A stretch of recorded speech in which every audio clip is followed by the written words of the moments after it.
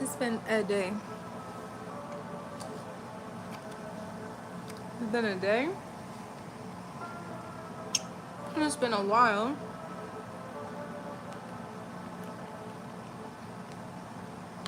Since we just chatted. Just to chat.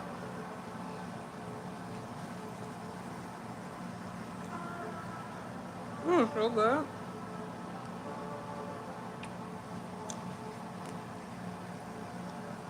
I have to put this scarf on in a second, but this is so good. It's sweet.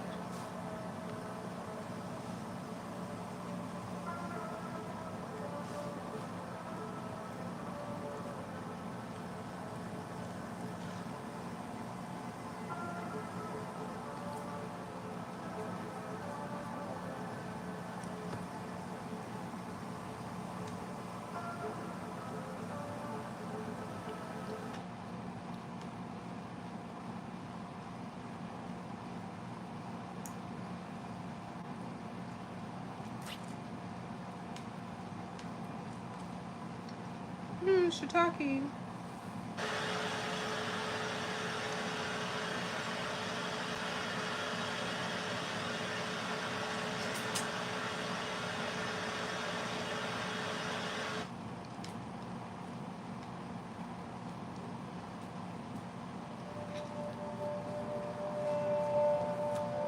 This is so weird because right now I am not able to eat what I really want to eat. But what do you want to eat? Like, I don't even know. But literally, the only thing my body can't handle right now is like fruits. Like, I tried to eat some tacos earlier. I ate them. And like halfway through my second taco, I was like, I give up.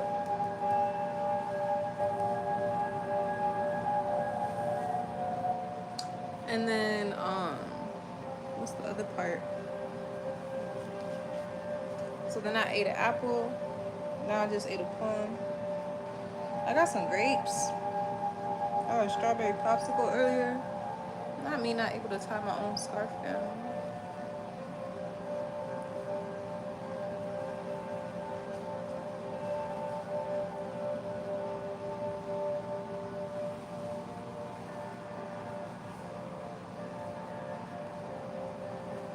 Oh, thank you, Denzel. You're so nice.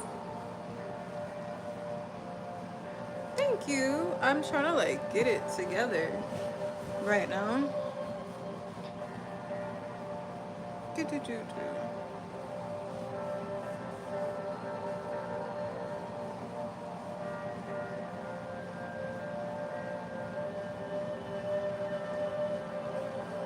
Oh, no, this is not happening the way I want it to.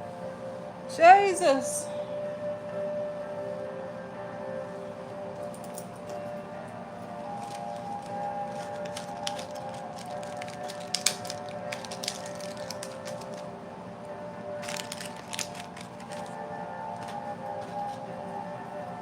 Denzel, you've been on here consistent. I appreciate that. I really do. I really do. I'm not even tired. It's just, I'm tired, but I'm not tired.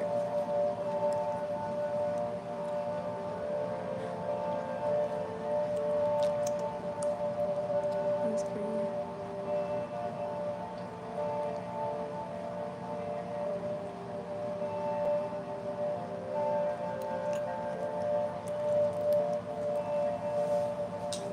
I do feel like a cute little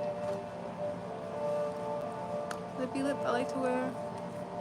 I love pink. I was trying to get my little scarf to stay, but because I just got my retwist yesterday, it's not happening.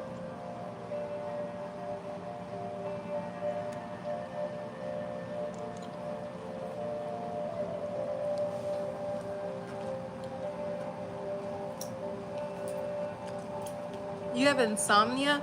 You have to, because every time I come on stream, you're here. And gratitude, attitude, happy you're here. But I'm like, damn, this man is always active. I see. I guess that's like to my benefit. I guess that's kind of nice. That's dope. I hope everyone's having like a really good day. Gratitude, attitude, all the things. I found my all-time favorite hat. She's been missing in action for a while. I just washed her, but she's my favorite. It's a Rugrats hat. It's a Rugrats hat. Isn't she so cute? But because I have my locks retwisted, I was like, I don't know if I want to have her on today. But then it's like, it's my hair, not yours. Let me see. I'm trying to make it like, how can I get it to look cute? I think I let them all go back. And then, yeah, something like that. She needs to be tighter.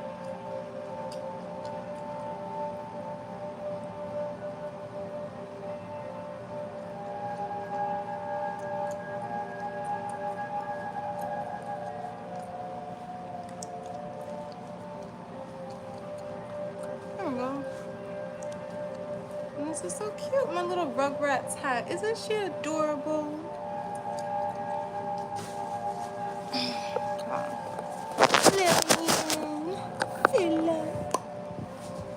I miss that show so much. I still watch it on purpose sometimes. But what did y'all do Saturday?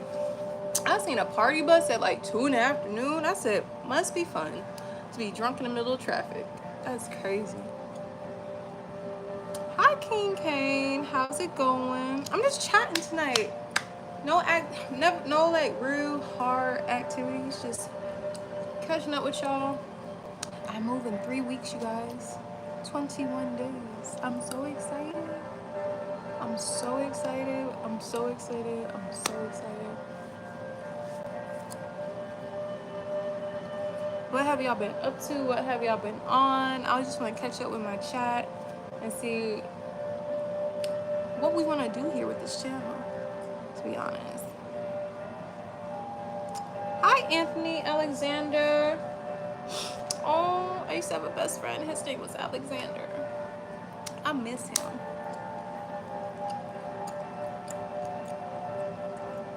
I look clean. Oh, thank you. It look white. This is a gray. This is gray. This is a little jean joint. But if it's coming across clean like white, hey, that's nice. I just ate a plum. And then I ate apple. My appetite slowly returning back. Slowly returning back. Y'all know, like, my appetite has been, like, in and out for, like, the last 2-3 weeks. It's like when I get stressed, it's just hard for me to want to eat. Like, my brain is processing. So to, like, put in food, it's like, you're messing with the process. We're processing. We're not eating. We're processing right now.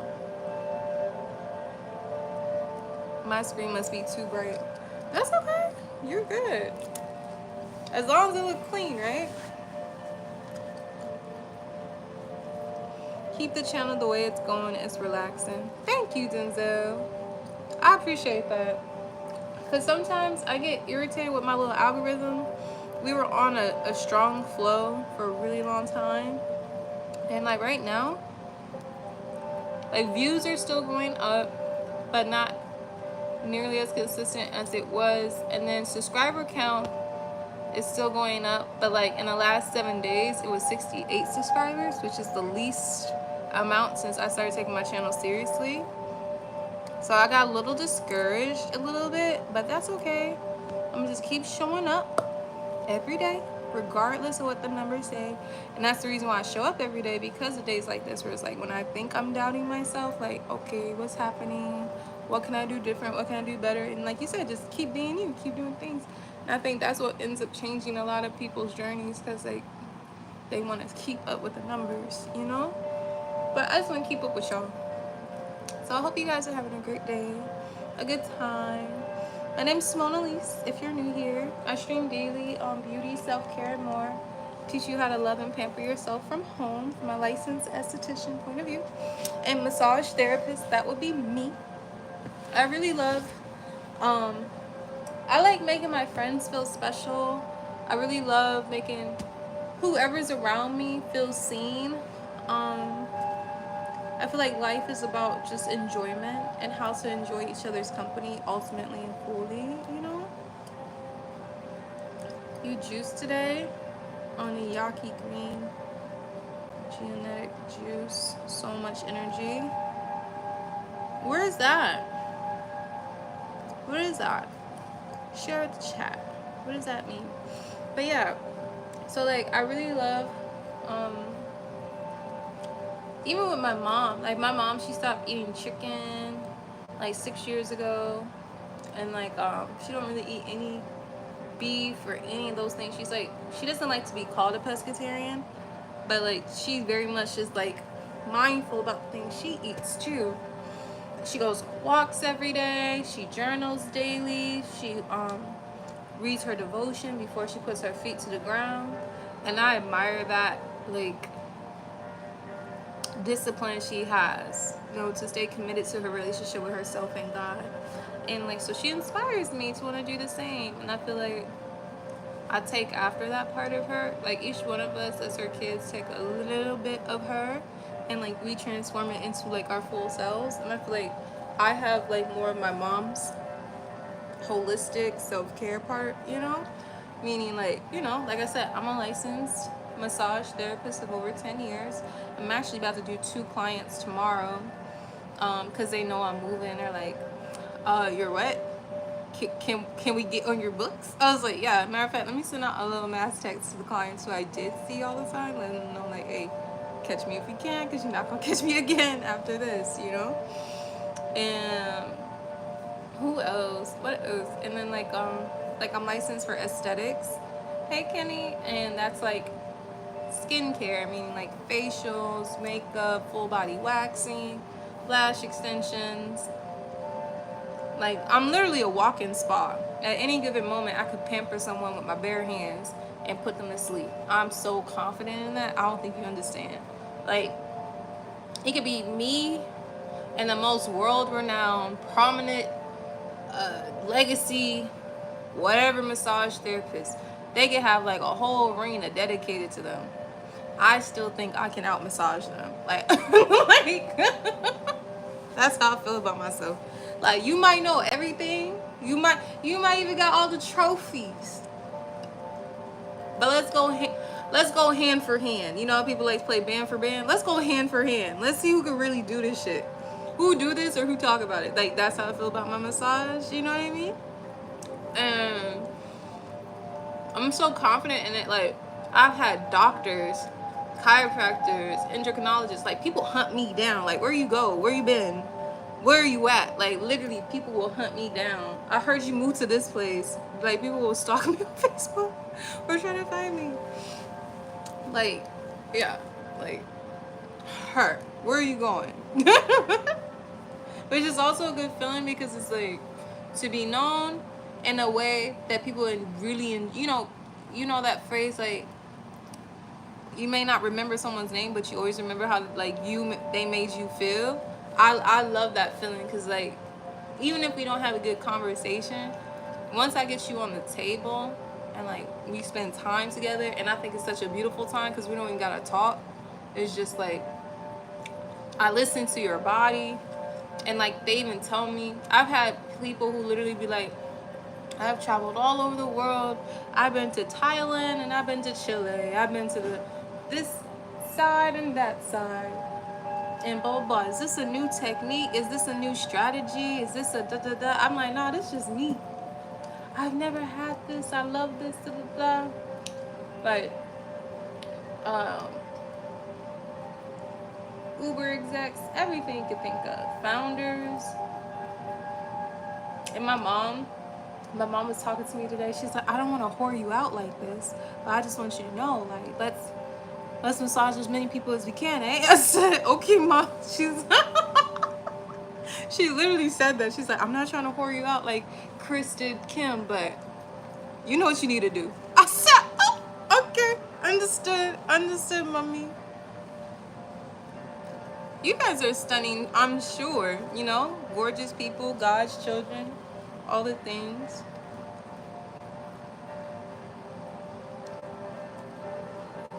Oh, okay. How did my interview go? Okay, y'all want to know about that? Um, so if y'all don't know, let me give you the backstory to this because I was so stressed out about this interview, you guys. So what happened was, I missed this. Y'all missed this, where we just really just chat because I've been trying so hard to do other things, but it is what it is. So I have to move. Like, I don't have the support that I need here where I currently live. And support meaning like I've been really, and this ties into the question, answering your question in case. Um, I've been really doing my best to be like that mom who, like, my daughter sleeps, so she can't hear none of this, by the way. I really wanted to be that mom who makes it work with the dad. You know, like, I hate when people would try to call me a single mom because they never call him a single dad. You know what I mean? Because it's like to openly claim that she's on her own. That's sick. That's sick. You know what I mean? And like, I'm never on my own because I got God. God is more supportive than he could ever be. You know what I mean? But ultimately, my daughter's about to be 7 years old next month. You know, and for the last 6 years, I say six because me and him broke up. I broke up with him when she was 4.5 months old. Or we don't even have to claim who broke up with who. The relationship ended when she was 4.5 months, right? So then when that happened, I moved in with my mom because I had an emergency C-section with my daughter, something I didn't plan on. And when I was pregnant with her, at 9 months pregnant, I was selling cars and working at Jimmy John's. And he was working 2-hour days telling me that's all that he can get from his job. Just to give you like a foundation of where we were at that time. So when we finally got like our own apartment, the apartment was in my name. And I remember being pregnant. It was like the first job I've ever had that paid me every week. And I really wanted to make sure that when we moved into, when I had my baby, that she was coming home. I didn't want her coming to nobody else's house. Like, I want her to come to her home. I was so hell-bent on that. So literally, every time I got paid, I literally would drop off $200, $300, $200, $300, until the landlord told me, you're paid in full, you can move in on this date. And when I tell you guys, that was like such a beautiful moment to me. I remember the apartment. It was apartment 103. It was on the first floor. It was a 1-bedroom apartment. I was so proud of myself. Like, I remember walking in, like, I really did this. Like, I got us a home, baby. Like, talking to my belly and all that shit. That man never put, I think that man never put $1 towards that apartment. In fact, his mom put $200 towards that apartment. And like, as I was pregnant, my eyes started opening and realizing like how irresponsible I had been as far as like who I decided to have a child with. Like, ultimately, he's who he is. He's gonna make his choices. So like, I can't even blame him for being himself, but I blame myself for not recognizing like the truths ahead of time before I introduced this child to the situation. You know what I mean? Because when I met him, I was 19. So I was immature when I met him. And then we started just, he was immature too. And then like being in love. And then like I felt like this subtle competition of like competing for his love because he was in a relationship with his first everything, the person he lost his virginity to, he had his first child with, all these things. And he made me feel so small because like we started off as friends. And it's all gonna go back to the answer of your interview because like blah blah. So then like basically it's just so much. He was cheating on me, all types of stuff because he didn't know where his heart landed. He was going through a lot as a young man. You know what I mean? I fault him not. Like, he has to grow too. But I have to do what's best for me and my household at all times, right? So fast forward when when I finally was gonna have her, like I was at that point where like we're gonna have a home birth. We love each other. His sister's a doula. I didn't even have an active relationship with his sister. At this point, we just saying shit. Bro, I thought I wasn't gonna have her at home. I thought I was gonna have her at home. I started having contractions. I said, take me to the hospital. take me to the hospital, take me to the hospital. And then when I got there, like, I'm afraid of needles and everything. Man, they said, ma'am, do you want an IV? Do you want the drip? Do you want the shot? Do you want the this? I said, give it all three to me. Make it a cocktail. I want everything. This shit hurts. And then not only did it hurt, I had to have an emergency C-section. This fucked up my whole plan of like, okay, I'm gonna have this baby. I'm gonna bounce back in 2 weeks and I'm gonna go back to working. Nope. I had an emergency C-section. I couldn't work for 4 months. He was not working. My mom kept telling him to go to work, find a job. He's like, I'm gonna take care of her. I'm gonna nurse her back to health, blah, blah, blah. And at that time, that sounded so sweet. It sounded so sweet, but fuck that. No, go to work. Like, we have a child, you know? Hi. We have a child. Like, you have to work. Cece's been working this whole fucking time. Literally to the day she popped. And now it's your turn. Bro, that 4 months, every month we were getting like a potential like eviction notice. I never came from a household or a background that ever been evicted. I never even seen the paper. Like, I've never seen that in my whole life. And with him, he would talk it away like, oh, you're fine as long as you get paid, blah blah blah blah. As long as you get it done, da da da. Like, every month he would try to talk me down from it. I'm like, I'm crying because I'm like, this is scary. They're telling us we're going to lose our home. Like, I don't think you understand how serious this is. But he thinks this shit's normal. I don't. And that's when, like, I had to, like, start opening my eyes more. Like, okay, Cece, it's getting dangerous. He's willing to push their livelihood, like, on this. It was just not responsible, you know? And then I remember when we were finally about to break up, I was, like, so over it. He walked outside in the middle, like midnight, like 2 in the morning or something, pissed off. Like, I'm walking out, I'm done, da da da, like freaking screaming out. I'm like, she's like 4 months. I'm like, stop yelling, da da da. Like, you're back because I want you to work. You're back because I want you to work. So long story short, here, like, this is like the same argument, but years later, right? So then I had to move in with my mom when my daughter was 4.5 months old, and my mama told me that if I find out you trying to work things out with this man after all the things that you've been through with him, listen, you can go to a homeless shelter. My mom said, I'm here to take care of you and like truly nurse you back to health. Like my mother, like a mother's, like, you know, on her mother stuff. And then she's like, but I'm telling you, Simone, I'm telling you. She'll call me Cimonealise when she real serious. Cimonealise, hear me well. If I find out that you and that man are back together, y'all can figure that out from the shelter. I said, oh, bet, you got, no, say less. I was like, oh, it's a wrap. You don't even gotta worry about a thing, Mom. I got my own room upstairs, all the things. My sisters are in the house. This is back when all my sisters were alive. You know what I mean? So it was everybody. I have the first grandchild. Like, everybody was like all hands on deck. Everybody was super supportive because I finally left him. I told him that we can't be together. He was just like, we can make it work. We can make it work. I was like, my mom said if we make it work, she gonna put me in the shelter. He's like, I mean, we can still make it work. Boy, fuck you. Like, no. You want me and your daughter to go to a shelter?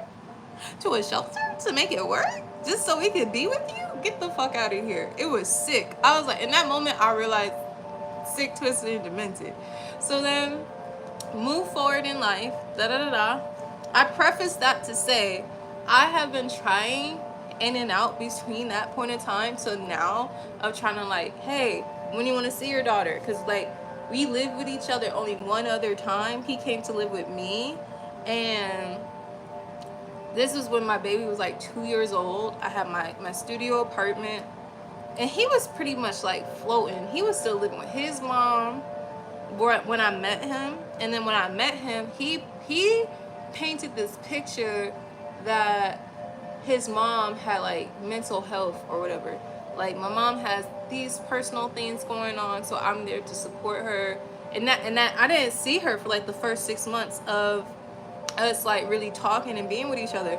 And then I finally seen her, and then like over time, after I already fell in love and stuff, I started picking up like, oh, this isn't even a mama's boy thing. This is not a mental health thing.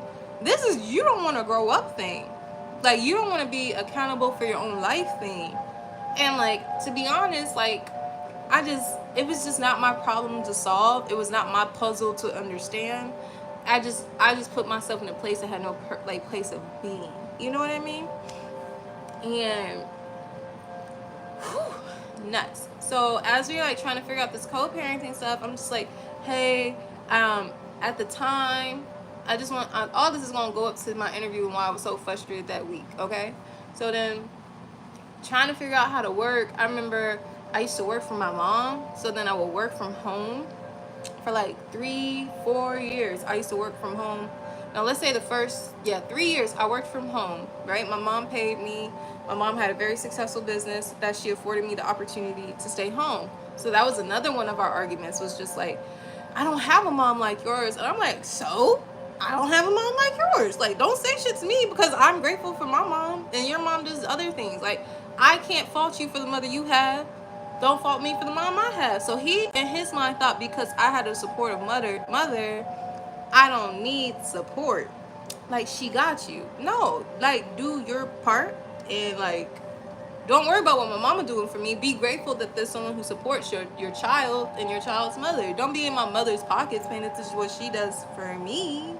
Sick. So then, following forward, I was trying to like work more because I was so over with, like, it was almost like a blessing and a curse, because it's like my mom paid me, but it was like just enough to like actually pay my bills, have food in the house, but I didn't have anything extra for like excursions. Hi, Kenzie. Oh my gosh, it's been so long since you've been here. Hey, honey. So, but like, I couldn't really do anything more that I wanted to do, like, personally. Like, I didn't have enough to like do manicures, pedicures, or just like all the lady things that I wanted to do for myself. And my mom was like painting the picture. We have a different understanding of it now, but at the time, she was just like, be grateful you get to be home with your child. You don't have to rely on that man. Like, just take the blessing. Most people would love to just be home with their child. I was like, yes, mom, but I want more. And that's nothing wrong with me wanting more in life, right? So I remember I would come to him and say, hey, can we work out like a real true schedule of like, can you have her on the weekends? And so that way I can work overnight on the weekends. And like, he would tell me, I remember one time he literally looked me in my face. He's like, you wanted to be a single mother, be a single mother. Like, this is what it is to be a single mom. I was like, at the time, even then, like, I was like, that makes no sense to me if we live in the same city. Because I was raised from a divorced family, but my father lived all the way in Washington, D.C. Now, would he have seen me even if he was here or not? Probably fucking not. But like, in my mind, I'm like, you're 20 minutes away. Why can't we make this work? Like, now it was just so annoying to me. And then he eventually was like, after a year, he apologized. He's like, you hurt me, so I was trying to hurt you. Like, you see what I'm saying? Like, petty shit.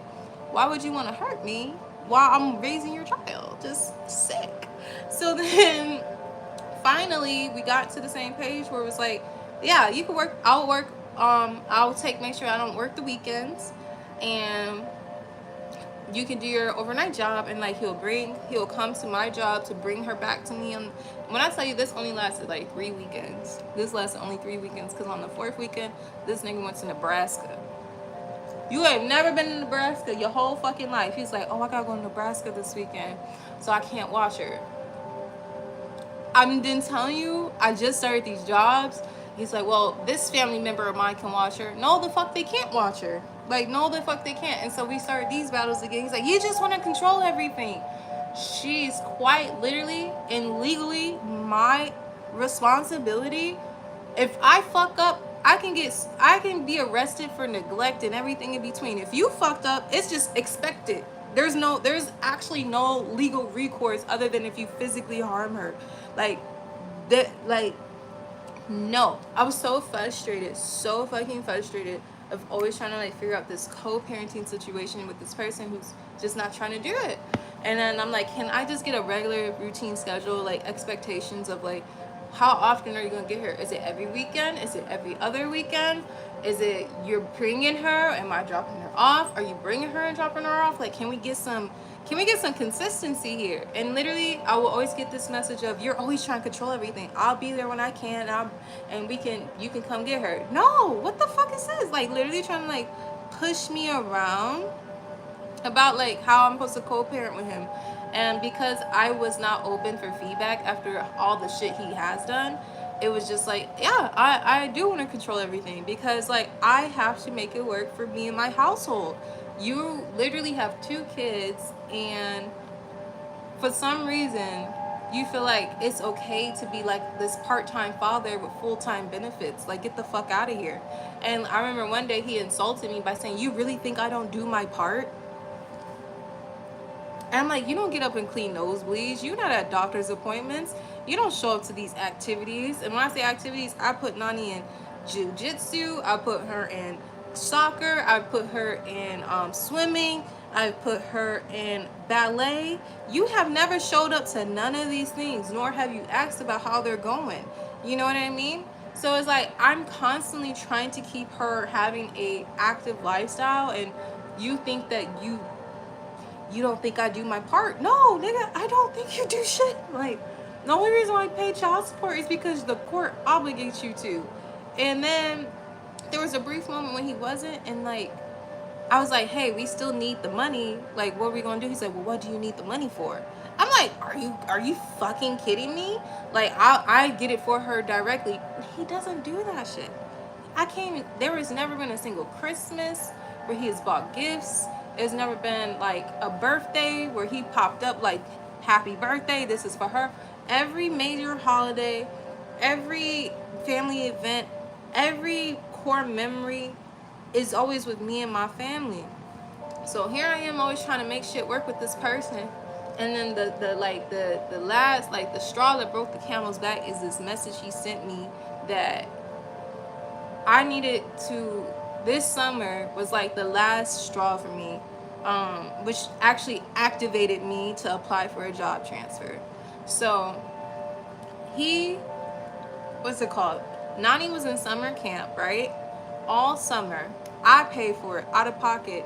Her summer camp costed more than our actual rent.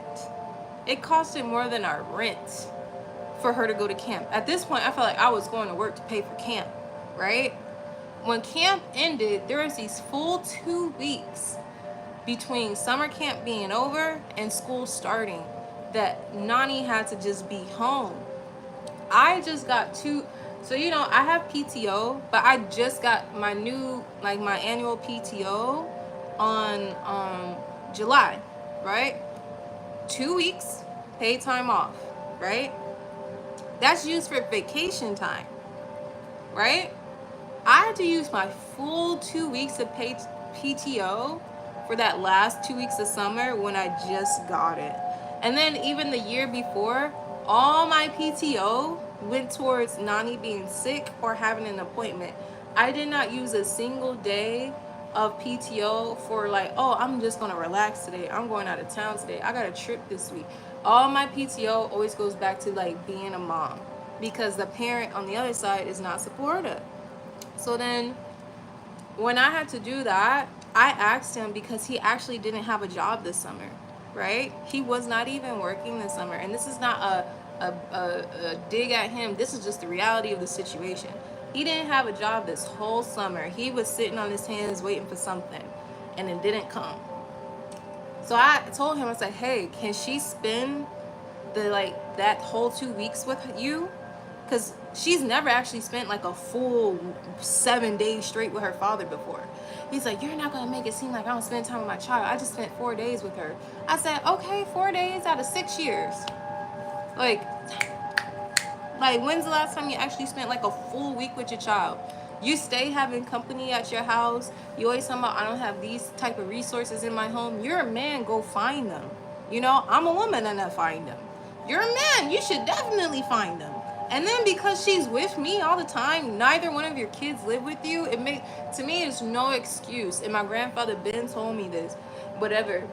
So then when I asked him, I was like, can she spend this amount of time with you? He said, you can bring her over, but you gotta pick her up when you get off work every day, and you can bring her back the next day. I'm like, what? Why can't she just stay with you? she's literally looking at me like, mommy, you come pick me up too soon. Every time when I'm at my dad's, you come pick me up too soon. And I'm just like, are you, it's not me, baby, I'm telling you. And then it's like you leave the burden of me explaining to her why she has to come home. Like, it's just not fair to me. And then she has the attitude with me, 6 years old or not. That hurts as a mom when I'm doing all the things I can to make our household flow, to make sure she has all the things she needs and then some. And then this person can just switch her attitude and make her think that my mom just doesn't want me to spend time with my dad. She's always coming to get me. You don't let me spend a night. I want you to spend a night. He's telling me to come pick you up. And then because I'm the mom that who's like, I'm not just gonna leave my child just like out of sake of argument, like, nah, I'm gonna just leave her there. I don't do that. I'm like, my baby's coming home. I'm never gonna just ditch her on somebody. So like, if you're telling me you don't want her there, she's not gonna be there. So I bring my baby home. But when he told me I have to bring her every day before work when he's not working, and then I have to pick her up every day after work and he's not working, while he still has company at his house. And I'm not even talking about like a relationship company. He got family and friends and everybody staying at his house except for his child. That shit was blowing me. And I was like, you know what? He sent me this message telling me I'm not doing you any favors. That's your job. You figure out how you're gonna get to and from work. And so many other words. And like, he started cussing me out, and I didn't even respond to it. And I said, bet, I'm transferring. That I'm over it. 7 years, she's about to be 7. I have literally exhausted all the things, because like, I come from a household where I felt like, you know, when I was a kid, you want your parents to be like, mom, just be nice to him. And my daughter started saying that to me. She's like, mom, can you be more agreeable? Can you agree more with my dad? Can you do that more with my dad? And I'm just like, it's not even her place to say that. And why is she coming to me to agree more? Agree with what? There's nothing to agree with. And it's just becoming insane. So then I finally applied for this job transfer, thank God. But I got frustrated because when I applied for it, I thought a transfer was just that, a transfer. So I'm already frustrated because it's like I'm already on this island by myself when it comes to taking care of my child. Anytime she's sick, I'm literally bringing her to work with me. They're like, Simone, you can't keep bringing her to the office. But I'm just like, well, I don't want to miss work because I need my money. And like, I'm hitting my goals. They're just like, it's not in compliance. You can't bring her to the office. And I'll still sneak and bring her because it's like the days is like, oh shit, school is closed. Well, fuck, I still need to go to work. And they're like, you need to just call off. Like, you can't tell me to turn down money. I got bills. Like, you know, but I get it. So I had to make a decision like, okay, I need to move somewhere where I have support, because I don't have support here. So I had my first interview, and I was under the impression that a transfer was just that. Like, they want to talk to me, figure out when can I make it there. That was the interview I had. They were talking to me. They're like, we would love to have you, all the things. We just need you to talk to this person, get your offer letter, iron out these last details, and I was like, okay, cool. So at this point, I'm thinking I have the job, right? At this point, I really think I got the job. So then fast forward, they're like, oh, you'll hear from your second interview, you'll hear from us by next week. 2 weeks later, I'm pissed. And then I was like, okay, I'm not hearing from nobody. I sent that director a follow-up email, didn't hear from her. And what really was making me hot was like, you know, we, like, on our national team calls, like, we're all in the same Zoom meeting. And I'm seeing her in the Zoom meeting. I'm like, I just talked to this woman. She ignoring my emails, but you on the computer, so I know you got it. I was so hot. So then I sent a follow-up email to him. Didn't hear from him, the person who I was supposed to talk to for the second interview. And then I talked to my director. Like, I don't know what's going on. I feel like I'm floating. And then like they asked me like, hey, we need you to submit your last day resignation, so we can hire somebody before you exit. So they want me to resign from my position without knowing if I'm actually accepted in this new one. It was just so frustrating. And then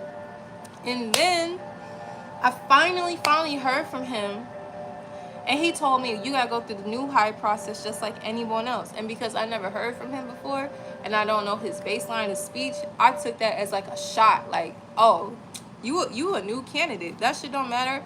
even if you are working, what really made me hot was I work at the biggest beauty school in the country. We just made class start history at our location. Why not me?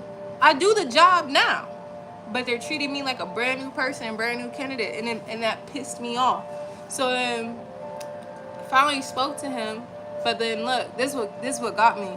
So our interview was at 10 a.m. We're in two different time zones. So I get on the Zoom call at 10 a.m. No one is there. Then I look at the Zoom call info. It said Eastern Standard Time. I'm on Central Standard Time. My interview was at 9 a.m. That would have never happened because I don't even get to my office until like 9:10. So then I was just like, oh my fucking gosh, I missed my second interview. The interview that I've been waiting on for 2 weeks, that was only supposed to be a few days. I've been waiting on it and I missed it. So I got so fucking upset. I called him, left him a voicemail, sent him an email, and then finally we touched bases with each other. He had like 10 minutes to spare because he was still interviewing people for the position that I think is mine. It's so hot. So then fucking we finally spoke. He told me this. He said, I am more than confident in you being able to do the position. I don't doubt your ability to do the job. You have so many people who are your cheerleaders who say nothing but great things about you. And then he was like, but by compliance, I am obligated to complete the interview process with the candidates that I started with. So my last interview is Tuesday. I can iron some things out and then get back to you by next week. And I was just like, okay.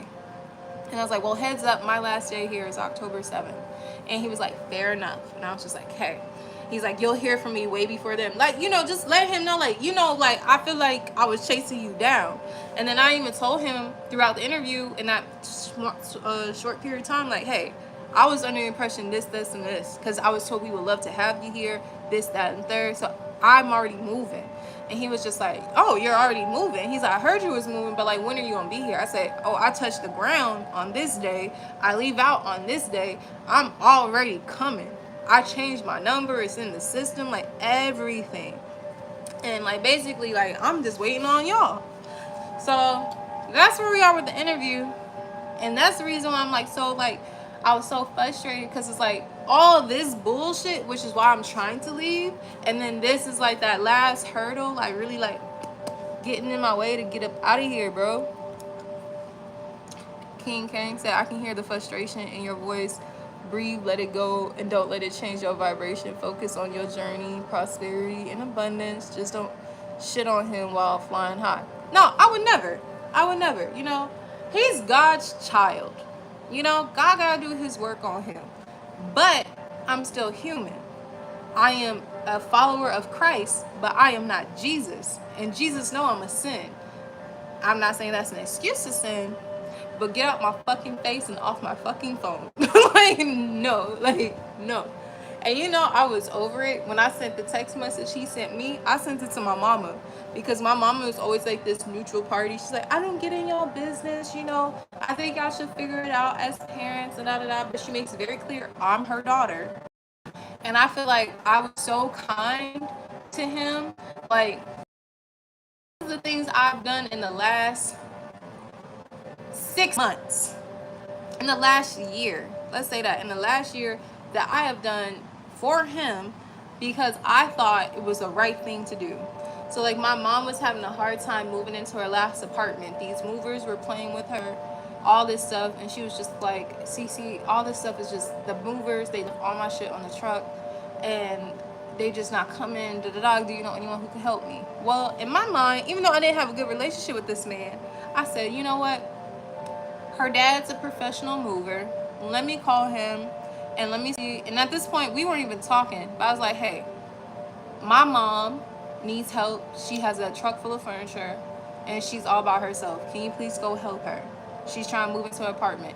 Literally, my mom is moving into senior housing at that point in time, So then he was like, oh, I'm literally just getting off work, but let me just do this and the third, and then I'll be right there. So he helped her. And then my mom helped him financially. He made almost like half a week's pay in a couple hours spending time with my mom. I told him he would get paid.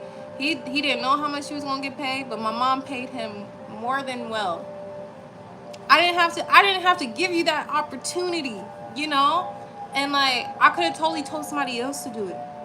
But I was like, you know what? Maybe this would be like a little white flag. The second thing that I tried to do, my mom was moving again, moving cross country. She was like, hey Cece, can you drive with me down to da da da? And I was just like, I have to work that day, mom, but otherwise I would. But let me see. I was like, you know what? He's never even been on an airplane before. Let me see. Hey Sam, welcome back. Oh my gosh, all my mods are here. This makes me so happy. So I was like, my mom has to move across country. Y'all know this story if you've been here. But I was like, my mom was moving across the country. She needs some help, somebody to drive with her so she's not by herself. And then he was just like, I was so excited from him, and I don't even talk to him. And I was so excited for him. This was probably like 5 months ago. This was before the summer. And I was just like, she needs some help moving, blah, blah, da, da, da. Will you help her? And he was just like, or no, when I called him, I was like, hey, my mom wants to talk to you. Can you talk to my mom? Bro, yeah. So I was like, my mom, she wants to talk to you. Can you talk to my mom? I think you're gonna like it. I think you're gonna like it. I think you're gonna be happy. Like, I'm really excited for him because I'm thinking like another white flag. Let him see that like as much as he says I try to control shit, let me show him like I still want you to have a good time. The fact that I even trust you around my mother, you know what I mean? She's like, is he gonna act up on the road? I said the worst thing that can happen is that he will try to catch you with his sob story. I said, that's how you got me. You know, no one has ever been here for me. Everyone leaves me. No one loved me.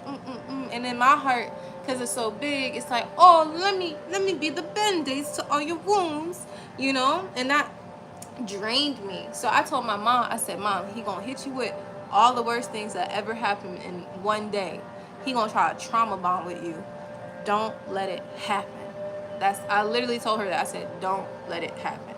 And then she was just like, okay, Cece. I said, Mom, I'm telling you, you probably gonna hear some wild stuff on the road. Just hear it and keep driving. Because if you listen too deep, then you're gonna start feeling bad for him doing wrong. No, we can't do that. He's grown now. So literally, they get on the road. Not only do they drive, my mom drives him all the way to Indianapolis. They was going there anyways. They did little side quests, you know, and what's it called? He got to see his brother, somebody he hasn't seen in years. She stopped. She sent me photos. She's like, yeah, look at him connecting. Da, da, da. I was just like, oh, Mama's so sweet. Because she didn't have to do it. And then they kept driving. They got all the way there. My mom bought him a plane ticket to fly back. He's never been on an airplane before. All this stuff happened. And then let me tell you, 2 weeks later, he doubled down on his attitude with me. And that's when he started sending me the wild shit. And I was just like, oh, now my mom is gone. Now we're getting crazy. I was like, oh, Mom, he's more rude than he's ever been since you left. She's like, what? Like, he'd be like, cause I said so. Like, now he's raising his voice at me. And Mom, you know I don't do men raising their voice at me. I'm like, why? I'd be like, can she spend the night? No. Why can't she spend the night? Cause I said so. That's why. Oh, whoa, Jamal. Like, what the fuck? Like, I was like, where'd this, like, energy come from? Where this been? And so I was just like, you know what? It's time. It is not only time, it's that time. It's time for us to pack it up and head on out. I'm not doing this no more. I was so over it.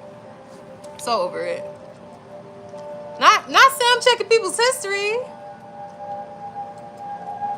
Love your energy. The devil can never take control of our lives. Never, ever. Dude sound like a straight bomb. Like, bro. And you have no idea. Are you in India? Not at all. I'm so happy. I got all my moderators here. Hi, Holly. You know? You guys are so awesome. You were spoiling that dude. You had to raise 2 kids, him included. And I did. And bro, you know what was the sad part? Like, because we genuinely start off as friends, It was so sad to even know, like, I've known this man now for over 10 years. In hindsight, the only good time we had authentically, meaning like the background was good, the foreground was good, there were no active problems, it was when we were only just friends.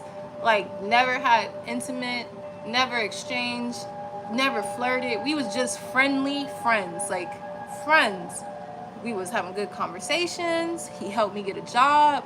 The moment we crossed that line was the moment, like, my life's changed forever, you know? And that's the reason too why when people ask me, like, would I have more kids, and I'm like, yeah, probably not. Probably not.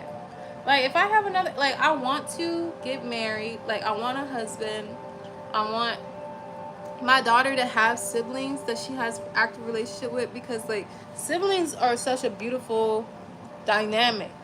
I've always been that sibling until my brother and my sister's like, you can't break up with me.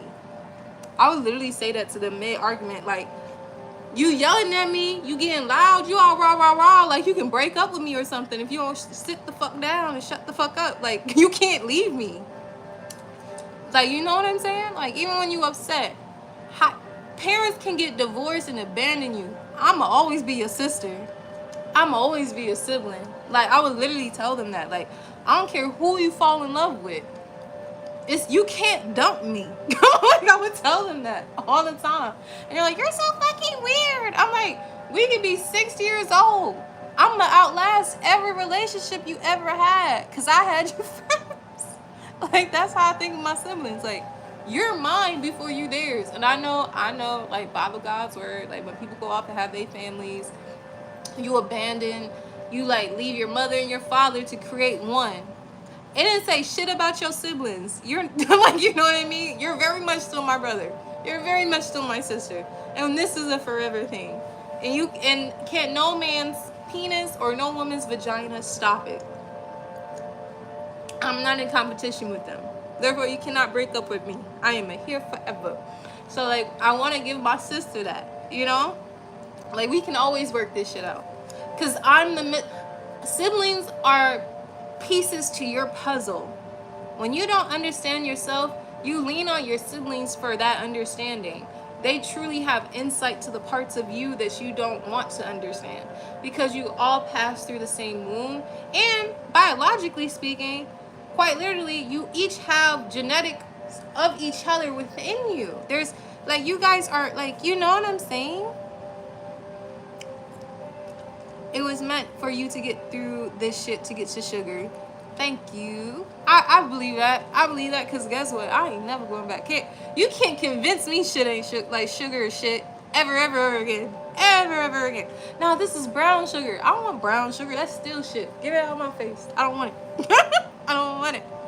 I don't want it. See, if you make Charles a mod now, he could call you Pineapple Queen, just saying. I'm a Pineapple Queen. Have I ever dated an Aquarius? He said, I'm awesome. I've been following you for 2 weeks. Been liking every live. I could be a mom, real talk. Okay. I got you. Oh, yeah, we got to make sure we dealing with in the chat. We try to keep all weirdos out, King. For facts. Heavy facts. Because, like, people be trying to mess with our little peaceful place. This is our little peaceful pocket on the internet, where we can just chat and catch up with each other. And then y'all be like, honestly, y'all so supportive. Thank you for being my peaceful people. Gratitude, attitude. But I want my daughter to have siblings, you know? I want a household where 2 people are active in the marriage. I don't want to be in a marriage where only one person is trying to make it work. I don't want to be married to someone who's a lawless man. And that's the other problem too, right? Pardon me. Can you make Holly a mod also, CC? Yeah, where's Holly at? Holly, comment something so I can make you a mod. What's it called? Like, a lawless man is a dangerous man. Okay? What does that mean? Me and my mama was talking about that today, because my father, as long as I've known him, And this is not to dump on him. This is my story. This is my life, and I'm gonna share it. I used to be scared to share my story, but I'm not no more. I'm gonna share my life because I feel like there's people you would never expect to go through certain shit, and I'm one of those people. Like when I would talk about my problems sometimes with like Kimberly and stuff, like she'd be blown away that I go through the things that I've gone through, because she's just like, wait, what? You? What the fuck? I'm like, yeah, me. I be a stupid bitch sometimes. Yep. And like, you know, I'm not immune to make stupid decisions. But we were talking about my father today, and as long as I've known my father, um he's never been consistent in his faith, right? Because my grandfather, his father is a Muslim. Now, how can I? So my grandfather, his father passed at 6. So then, like, oh, there was Holly. Okay, I got you, Holly. Okay, so like my grandfather's father, my great grandfather passed away in a war or something like that, right?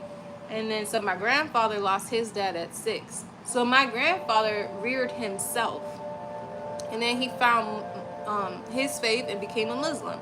Okay, when I would go visit my grandfather, walk through the door, assalamu alaikum, alaikum salam, he won't say hello. If you try to say, oh, hi, granddad, he be like, assalamu alaikum. You be like, hey, granddad, assalamu alaikum.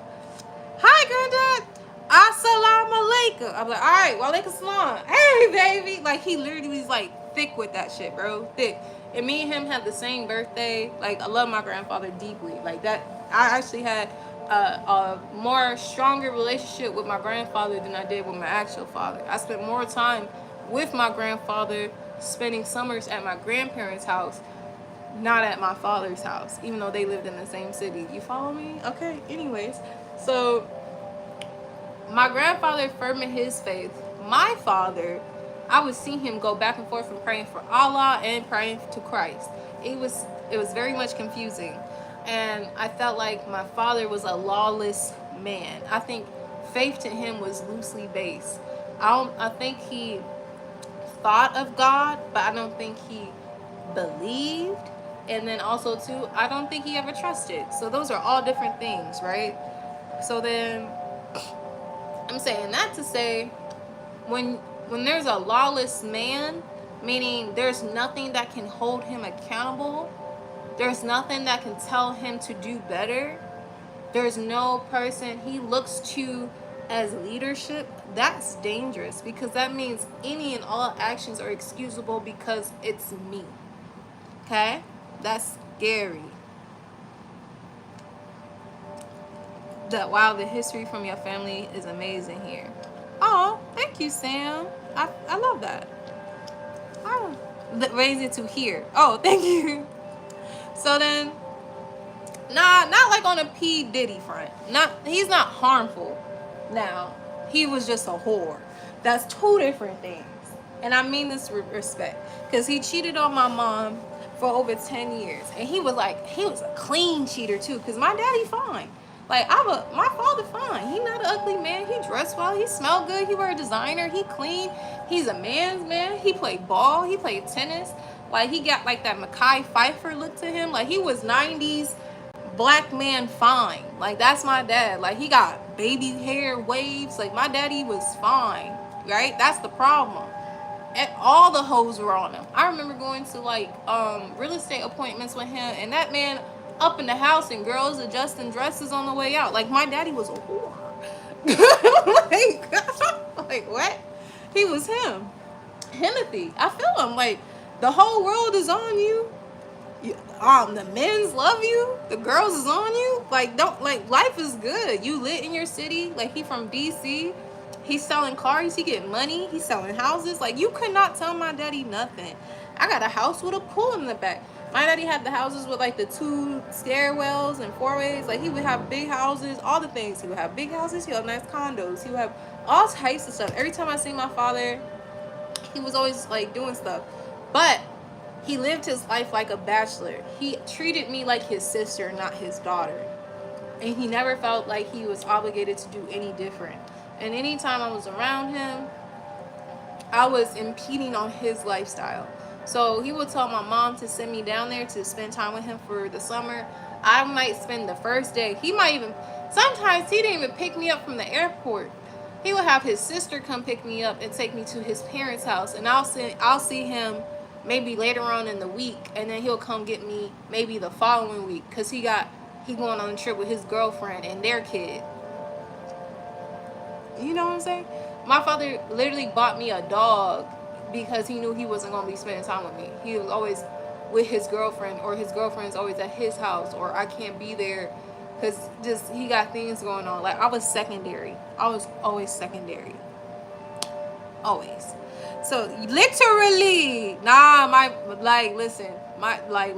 When I'm telling you, my daddy looked like he was one of them actors from Paid in Full, from Juice. Like, my dad was him. I give him that. But my mom also was like a salt and pepper, SWV type of girl. You know what I mean? She was very much like that girl in her city. And like when he met her, my mom was like 19, or like she was like 19, 20 when she met him as well. But my mom already had like my brother, so she had her own apartment, her own car, her own job. She like did not have no man. And my dad would be like, man, I never met a girl like you. You know, you got your whole life set up. This is back in the 90s. So he was just like, he was always thinking like my mom had like a sugar daddy or something. She's like, no, I'll do this on my own. So they fell in love. My mom was in beauty school, got pregnant with me. They dropped out, all the things, all whatever. On your next perfume list, get that 111 Smile Good Real Talk. Okay, I got you, Charles. Or you can send it to me, but I'll look it up. We're listening. Oh, thank you, Sam. So then, hold on. Question. Is my name supposed to be highlighted like bright white? Bright white? Question mark at Denzel. I don't know why your names are highlighted bright white, but everyone's name should be bright blue. And then the only person who has a star next to their name is Denzel, because Denzel is a member. He actually decided to sign up for my membership because I have 3 different membership levels: peaceful person, peaceful place, and peaceful people. And if you want to be a member, go ahead and sign up for one of those. Also, too, if you want to donate, you can donate in the chat now, too. I appreciate every dollar. Thank you again, Kenny. I woke up to a donation. That was very sweet of you. But anyway, so yeah. So my parents met in college. When my parents got married, my dad spoiled my mom. Cars, diamonds, house, like all the things. Like every time he cheated, it was like a new gift, right? My mom was a housewife for 10 years. His mother was a housewife. No, yeah, his mother was a housewife after a certain point, but she used to work at a school system. In the school system, like on some administrative stuff. And then I think she like retired and then like just straight housewife. And then my other grandmother was a housewife. My great grandmother was a housewife. So I was always surrounded by women who were like kept a man or were kept, right? But my father cheated on my mom all the daytime. All the time. Like, even on her wedding day. Their wedding day, he cheated. He was making breakfast for somebody else on their wedding day. Sickening, right? So, like, my dad always was carrying my mom. He just wild boy. Thought he would never get caught. Girl called my mom crying because she was looking for her man. Didn't know that he was married. Didn't even know he was married, getting married, or any of the things. Like, have full-on relationships, like building dynamics with families out here, all types of stuff. And like the way he was cheating was he would go by his middle name. So he would tell people like, oh yeah, I'm Ali, da da da. And then I remember my mom told me this story. She said one day, because my mom was that girl too. So she stayed in the streets. She was in the club. My mom was a cheerleader, all the things, right? So I guess they was in the club and like, ooh, girl, Ali here tonight, da da da. And she's like, ooh, Ali, who Ali, da da da. And they pointed to him, and literally, they pointed to Ali, and she's like, bitch, that's my husband. That is my husband. That is my husband. Not my daddy in the club out here with two different lives, living a double life in her city. Like, sickening. Sick. So life goes on, and like, but every year there was a different woman for every year. And then my mom finally got fed up, and this goes back to my whole thing of saying a lawless man. There was no level of accountability for him to feel like he needs to do better or different, because he was just following his daddy's footsteps. That is dangerous. That is scary. So then when it came to when my mom finally did leave him, and I think it's kind of crazy how this ended up happening to me, and I was not even married. When my mom left him, he was like, basically, he really did tell her, like, you not gonna be nothing without me. You not gonna be able to survive, blah, blah, blah. Because, like I said, she was a housewife for 10 years. And he dropped my mom off at the airport with, like, a moving truck and, like, $200 and said, see you later, and went off with his mistress. Like, he was on some other shit. This was, like, some Tyler Perry movie shit, bro. And my mom said she was there, left with three babies, and she was pregnant. And he left her. And, well, she left him, and then he left her at the airport for leaving him. And then he did not want to help at all. And so we had to leave from DC and move back to Minnesota. And, you know, like I said, my mom, she just started, like, getting her footing. She went from not working at all to having to start all the way over. And then when she was trying to, like, Minnesota is a cold place. Very, very cold place. She needed support, and my father wasn't answering the phone or, like, being, like, you know, like, you left. So you left all your benefits, basically. And she reached out to my grandfather, and I didn't know this until years later. She was just like, hey, can you help me get some coats for the kids? It's getting winter time. It's really, really cold. We didn't expect to be here because, you know, he just cheated. She just left. And now they're in Minnesota. She's just trying to get, like, you know, the basics. And he said to her, like, oh, I got to talk to my son. I got to ask my son first if it's okay.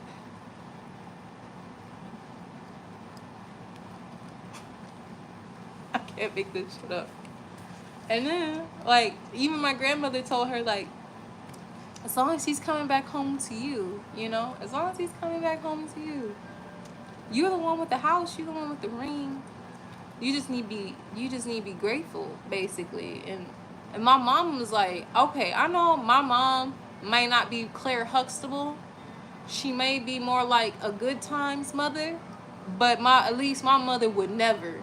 My mother would never. So she was out. My mama was out. She said, what y'all not going to do is brainwash me, because this is like the Huxtable house out here. I'll take my ass back to Good Times. And she did. She took her ass back to Good Times. And she started from scratch. And then my mama worked so hard to, like, become a real estate agent. And then my father was in competition with her. My mom went to like, my dad was selling cars for since ever, right? Oh, thank you, Denzel. Gifted 5 small. Oh my gosh, you give 5 gifted. Thank you, Denzel. I appreciate it. 5 gifted. That's fire. Oh my gosh, thank you, Denzel, for the 5 gifted. Ah, that's so sweet. So then, my mama, she was, like, working so hard. My father started getting in competition with her. Ever since I was born, my father was selling cars. My father was selling cars since he was, like, in a halfway house. That's a whole nother thing. So then, that's a whole nother story. My daddy was in jail when I was born, or, like, in a halfway house when I was born. He had to get permission to come see me.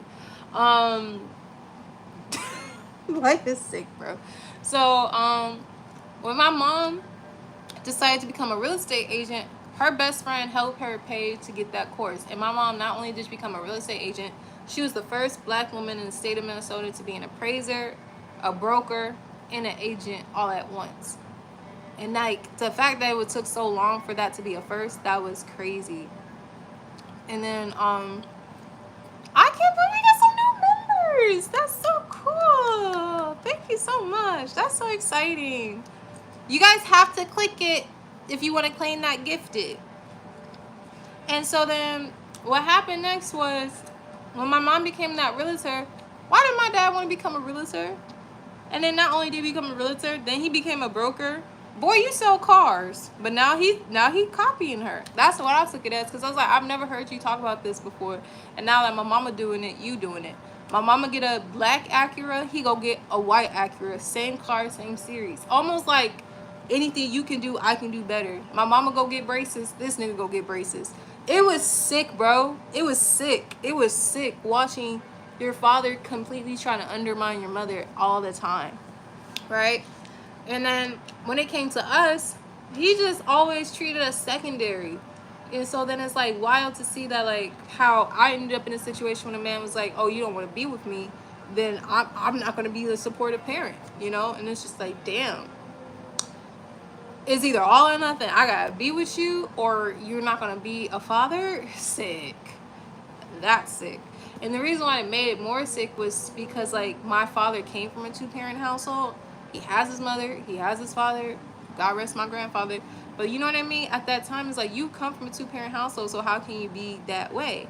This is way back then. So, but hindsight now, the way I look at things, it's just like, these are just these are broken children. You know, no one's like broken, but someone broke your heart or misled you, right? Even with my daughter's father, it's not my job to explain what I understand or to be like understanding to him, because ultimately he's very much a grown man and responsible for his decisions. When you know better, you do better. And to be spiteful and to be vindictive is crazy. Especially when you have someone who's like honestly caring for your child, nurturing your child, living their life for your child. Like, I'm not one of those moms who like I told you, I'm not just dropping her off just to be spiteful. I'm not having a million one niggas in her face trying to replace you. I stay single. I've been single for 6 years because I don't want to put my energy into a relationship. I want to put my energy into raising my daughter, into making sure she has a fully present parent, because of the fact she only has one parent here. I never want her to feel secondary to nobody, because that's what my father did. I've literally seen him take other kids out on vacations. I've never been on a vacation with my father. He's bought cars for his other kids. He's never ever bought me a car. He's been a car salesman for 27 years. And he's told me as a father that he will give me my first car and all this stuff. And just all the things. Like, anytime I ask, like, hey, can you help me with this? He like, oh, I sent your mom child support. Ask her. So it's just always, every time. Even those times where I was like, I don't want to ask my mom, I want to ask my dad. It's just always been such a thing. So then, it's just really wild. So then when it comes to like this man, her father is like another lawless man, a broken, misled child, because who was your leadership, right? Who led you to believe your actions were okay? You're only following the baseline that was set for you. And if the baseline and the bar was set in hell, and you think because you made it to the surface, you're doing above and beyond, I'm like, sir, you have no idea your bar was set in hell. And then it's not to say my standard bar was set in heaven, but I know the difference. I know the difference, you know? Sam, did you get one? Sam, did you get your gifted? Sam, you did not click on it. Aww. You didn't get your membership. Denzel gifted 5 memberships. That was so sweet of him. So Kenny, Charles. Not Murder Mitten snatched that up. I was just here with the TV. Oh my gosh, that was crazy. That's fire. But yeah, so then, what else happened? So then, now, when I'm looking for somebody, I truly just want someone in my life who like loves themselves, who's a good person, who wants to do good things because it feels good to do it. I was talking to this guy at the gym the other day, and he was asking me, he was just like, oh, are you married? I said, no. He was like, you're not married? I said, no, I'm not married. He's like, you got a boyfriend? I was like, no, I don't have a boyfriend. He said, what?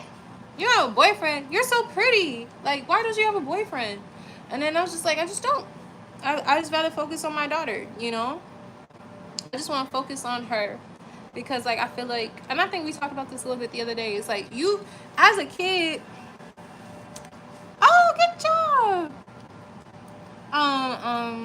As a kid, you know, if you come from a household that's a blended household or whatever, I feel like people don't like to admit it, but you're showing favoritism. You're actively showing favoritism because you're investing time into a stranger. Like, I know that parents are like, I have needs, I have wants. Well, you did have needs and wants. And what you wanted, you got it. Now, okay, take care of me in full. Like, focus on me. Put all eyes on me. And as a child, you know, when you see your parent giving away extra love that can be given to you, it's just like, damn, who am I? Am I not worth that time, that energy, that investment? You taking someone else out to dinner, take me out to dinner. I want to go out to dinner. I'm tired of chicken nuggets. You know what I mean? Or like, just I remember this one time when I was so sad in North Carolina, because at that time my mom moved to Minnesota. I didn't really have a close relationship with my sisters because like I was still like, I was doing drugs and shit like that. Like I wasn't like doing hard drugs, but I was outside. I was outside and like all the things. And like I would pop pills, I would drink, I would black out. I was outside. Like I was outside, y'all. It was crazy. And I would do this for years, and like to the point like me and my mom's dynamic was different. I never told y'all this part about myself, but like me and my mom's dynamic was so different. It was very much like it was a very trying time for her and I. And like hindsight, I was putting her through it as a mother, like just for no reason. But it was also too like I was like working through my shit as like being like trying to numb myself for like the fact that like my mom works all the time. The man she married was just like a glorified house husband. Like he was just there to wash cars, do our laundry, cook, clean. Like he did all the things, and that's why I don't even know how to cook to this day, because it's like he would literally kick us out the kitchen because like he was trying to save his spot. He was trying to save his spot. Yes, Sam is a member. Oh my gosh, all my mods are members. Thank you, Denzel. Everybody say thank you to Denzel. That's so sweet. Okay, but yeah, so like he was trying to save his spot. He was cooking, he was cleaning, he would do laundry, he would go to my parent teacher conferences. He would go grocery shopping. He did everything but work. But my mom had to work. My mom was working like 2 and 3 jobs. Like it was just crazy watching her go through it. So it's like I'm like, my mom is basically gone. Like there's a person in the house, but like honestly, he just trying to keep his place. And then my father. So like I was outside. I was outside with my friends and stuff like that. And I needed to really find myself. And like when my mom moved away, I felt like myself spiraling a little bit. So I felt like, okay, maybe I should go see my dad. Let me go see my dad. So then I literally bought me a ticket, hopped on the Amtrak. I never knew that you had to inform your parents you're coming home, right? Because like I was told by my mom, like I could come home whenever. That's how she raised me. You can always come home. You can always what do the memberships do?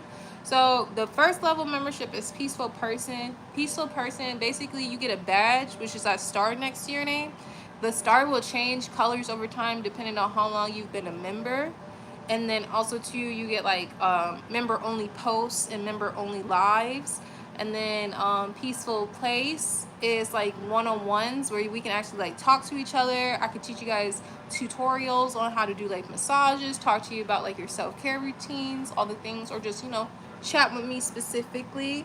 And then also like give you guys different stickers and all types of stuff. So I'm still ironing it out, but I do have some member only lives. All my good morning streams are only for my members. So like when I do stream them, like everyone can watch them, but once I officially like get off live, it only goes to the members. So only member onlys can catch the morning lives and a few other fun things. So it's gonna get better over time. I'm still nurturing a few parts of it, but thank you so much for you guys for signing up. That makes me so happy.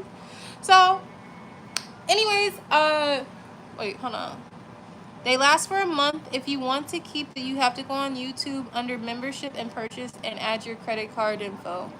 Thank you for letting them know, Denzel. And thank you, Denzel, for being so supportive in your sleep insomnia working in my favor. God bless. What else? But yeah, so then like I was so stressed out. I was like, let me go see my dad. So I went all the way to DC, caught the Amtrak. I watched Samurai Champloo, the full season. By the time I was done with the full season, I made it there. And when I got there, he seemed so annoyed. He seemed so annoyed that I was there. I was like 21, and that hurt my heart so much. And the woman he married, like, I remember I would try to talk to him in his kitchen, and she was leaning over the banister, just listening to us talk and stuff. And I was just like, yes? Oh, no, nothing, nothing. Like, what the fuck? Like she literally treated me like I was another woman in the house. Yes, I was 21, but I'm his daughter. And she's like 10 years younger than him. And it felt so odd. And I was just like, oh, Dad, can we go on a date? Like, I'm coming here because I had a hard time. And he's just like, you expect me just to drop everything for you, is literally what he said. He said, you just expect me to drop everything for you. I didn't even know that you were coming. And I was just like, well, I just wanted to spend time with you. I missed you. And mom moved, and like you just like the closest parent and stuff. And like he's like, he literally told me, I have my family. I can't just drop everything for you. And he literally asked me, he said, when are you going home? I was like, whenever you buy my ticket. And so then he literally bought my ticket, and like he didn't even take me back to the train. He bought me a bus ticket and shipped me back on a Greyhound in less than a week. And I was sober with him. Like, I wasn't doing no drugs. I didn't bring nothing to his house. I didn't do anything or nothing. I was just in his house trying to spend time with him, you know? And like, I wasn't trying to live with him. I had my own place. I just wanted to visit him. And after that, I really realized like, oh, he's fucked up. He don't like me. And then my relationship with my grandfather changed too, because like I don't know. It was just such a weird situation going from being like a kid going to DC to being an adult going to DC. So then like I remember like my older sister, I have an older sister by the way, she's always lived out there. And we used to kind of like have these little tips after we became parents, just like, Cece, you should come out here. We should all just come out here like for a holiday and this, that, and the third. I was like, no, I'm good. And they would get on me like, you're the only one who don't want to come here. I'm like, you don't want to get on the plane. Like, my sister doesn't like flying, and she don't like going nowhere for real. This is not to get onto her, but like, she don't really like flying or going nowhere like as far as like long distance. Like, she very much likes where she's at. So she's like, you know, everybody's willing to come here but you. And I'm like, and that's just how I feel. You don't like to get on planes. Don't nobody complain about you not wanting to get on a plane. I don't think anyone should complain about me not wanting to come to DC. Well, when you come to DC, you don't have to come to this house and you don't have to spend time with people. You're not hearing me. I don't want to come to DC. There's nothing out there for me.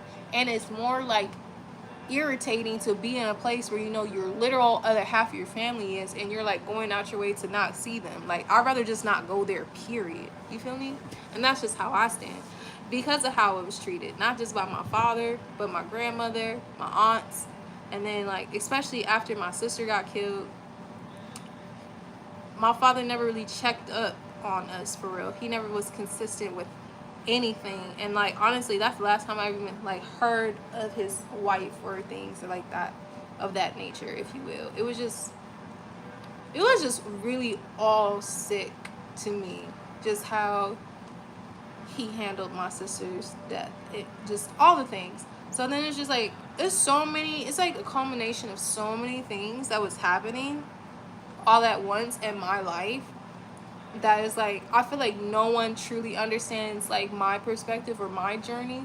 And like, because I always just stayed to myself, and like I said, I was just outside doing drugs or just like numbing myself. That's how I ended up smoking weed for like almost 20 years. It's just stupid. It was stupid. A lot of stuff. And like, now Nara helped me, or you know her as Nani helped me shed so much bullshit out of my life that I never would have shed if it wasn't for her.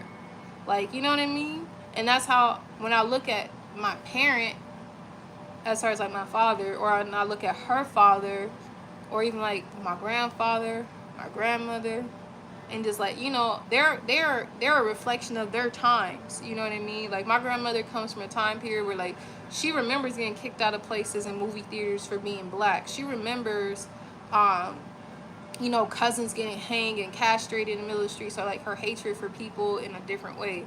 you know, and just like my grandfather was a chauffeur for white folks and stuff like that, and just like everyone's a reflection of their times, you know what I mean? Like even my daughter's father, his parents were like alcoholics and drug addicts, you know what I mean? So it's like everyone is very much reflecting their circumstances, but that's not an excuse to not do your best, right? When you know better, you do better. And I feel like when I had Nani, I really started looking at people like I did a lot of fucked up shit when I was younger, you know? But at the same time, when I seen her, I said she deserves the world. She deserves a happy, loving, supportive mother. Like I had one, still have one. You know what I mean? And I just want her to see me smile. And I felt like the longer I stay here, I'm gonna get more stressed. And I feel like it's gonna harden me to try to do it all on my own. And I seen my mom lose her femininity. I seen my mom lose her softness through trying to just constantly survive. You start making sacrifices, like little things as a woman, like you stop getting your nails done. You stop getting your hair done. Like that's part of the reason why I locked up my hair, because I couldn't afford hair appointments anymore. Even now, I don't even pay for my hair. I have to trade for massages. Like I'm always trying to find a way to save money, because it's all on me, you know? And then sometimes I don't make the best financial choices because I still try to, like, you know, celebrate today because tomorrow's not guaranteed. So like I'll spend money that I shouldn't spend just because it's like, I don't know. At least I ate sushi though. You know? At least I had Chipotle. Shit, I don't know what's gonna happen tomorrow. You want to go to the movies? Like, I'll spend money. And that's not always good because then it puts you in a more tighter bind sometimes. But, like, I want her to enjoy herself. Like, I'll pay for the expensive gym just to say that you've been around people playing tennis and stuff like that, and you play tennis. We don't even have no business being in this gym. But I'm going to pay the $250 gym membership just for the sake of us to have a better experience together, because I don't need you to think that we can't do anything, you know? Like, it is what it is. And like, I just want her to have fun. I want her to enjoy herself. I don't want her to ever feel unwanted, you know? Like her constantly, like that whole thing of her like can't spend a night, that shit really hurt me, because it's like I couldn't spend a night at my own dad's house. He would literally send me to his parents' house to spend a night. I'm like, we're not doing this. We're not doing this. We're not doing this. Now with this baby, she's too precious. She's too sweet. Her heart's so loving.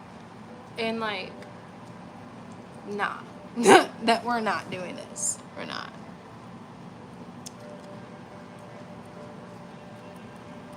You're so pretty. Sabrina, you're stunning. I'm sure. Oh, thanks, Denzel. And thanks, Cece. You're welcome. Damn, that's messed up. Wow. And it is.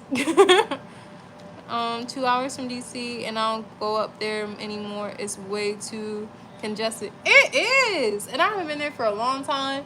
But like, it's just like, to me, it's confusing. It's easy to get lost there. And it's just a different culture overall. Sam said, oh my goodness, I'm so sorry, Cece. But at least you're doing better now. Your sister may have died, but here for you in spirit, she lives. Absolutely, she does. Like, I feel like, even though my sister's not here, I got like the dopest angel in the sky, you know? It's kind of crazy to even think about it. Even my sister, when she was here, the thing she would say about our father, she's like, Cece, listen. He's a fucked up dad, but he's a really cool friend. I said, do you not know how sick that sounds? I know. He's a really good friend, but he's just a fucked up father, bro. Bad dad, good friend. I'm like, you can't be a good friend and a bad dad at the same time. I said, he's tricking you. No, don't fall for it. Cece, were you able to find a bike so you and Nani could ride together? I did find a bike, and I texted the person about it because it was like for $30, and then but he said like you had to fix it, had things to fix. I'm not about to get a random ass bike and start fixing it. And then I went to the bike store, the same bike store where I got her bike from, And the bikes that for my size range for like 120 something, all the way up to like $600 something. And I was just like, you know what? I might just jog or get some rollerblades. I think I might just get some rollerblades and rollerblade behind her. And so then I went to Goodwill to go find some rollerblades. I found some, just not my size. So I need to go find some rollerblades because, like I said, because we're moving, I don't want to just get extra stuff that we may not have space for. Yeah, parenthood is difficult, and you're doing a great job raising Nani, and I'm glad we are learning more about you, Cece. Aw, thanks, y'all. Thanks. I appreciate it. I feel like the drug thing, I never planned to share with y'all, but hey, that's life, you know? I used to, what's it called? My mom had surgery when I was a kid. So, like, she had, like, cosmetic surgery. And so I actually, like, stole all her, like, because she was a person, like, I don't want to heal with pills. No, I don't want these pills. And I was that kid. I was like, ooh, Oxycontins? Don't mind if I do. I was like, and then, like, when I was out in the world with friends and stuff, I was like, ecstasy? Don't mind if I do. Xannies? Don't mind if I do. Can we mix this? Yes, let's mix the things. Like, I was a hot mess, you guys. I was a mess. I remember blacking out all the time, just hot mess. But you know what? Life, I'm glad I wilded out then as a teenager versus wilding out as an adult with my child. You know what I mean? I got it all out before I introduced a new life into this world. So that way I could be way more hyper vigilant about, like, oh, hell no. Like, even, like, the smiley kids can be out here. Because I was that smiley-ass kid. And people would tell me, too, like, Cece, she's so polite. She's not an angry person. But she's just not at school. What do you mean she's not at school? She's not at school. She be coming in midday. I be, like, coming in halfway throughout the school day. I remember I used to get escorted home by, like, the truancy officer. Like, I knew her by name. It was just, I was a mess. I used to get sent away as a kid too, because I was, like, acting out a lot. So there's these places, I don't know if y'all ever heard of them. They're not detention centers or juvenile, whatever, but they're, like, borderline. It's like when parents have enough. So they'll send you out, and there's these places called, like, With Friends, and another place called, like, The Relatives, and there's all types of places. So they'll send you away, and basically you're stripped of, like, all, like, cellular devices. You don't have any prominent electronics, like, at all. You get locked in a room. You, like, literally, you have scheduled eating times. You're responsible to do dishes. Like, everyone has their duties. You can, like, play cards, or you can read books, but you didn't have, like, any, like, say so about anything at all. It was quite a different thing. And, like, I would leave for either, like, a couple weeks at a time, and that way whenever you will come back and people be like, where you been, you would just say, oh, I've been with friends. And I'm like, oh, you been with friends? Okay. But nobody knows what that meant, because you just saying, oh, I've been with friends. And then, like, the other place was, like, called The Relatives that I got sent to. And it's just like, oh, where you been? Oh, I've been with my relatives. The Relatives is not my fucking relatives. The Relatives is a household full of degenerates who parents are either ready to put them out or, like, put them out. Like, it was one of them things. And that was a mess. And, like, people would, like, hide cell phones and teddy bears. Girls, there was so much shit. But, like, for some reason, people always saw that, like, you don't belong here type of shit. So, like, I remember this one guy at The Relatives. Hindsight, that was dangerous, because he could have been one of them crazy, like, you know, about to assault you young girls type of thing. But he wasn't on that type of time. He would literally come to my room, and he'd be like, you want to watch TV? And I'll go watch TV by myself. Like, if you were sitting on the couch, like, you couldn't have girls and boys sitting next to each other. It'd be like girls couch, boys couch, girls room, boys room. It was crazy.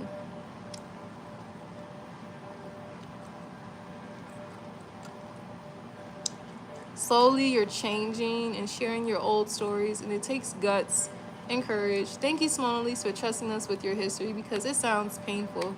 Ah, don't make me cry. Ew. Ew.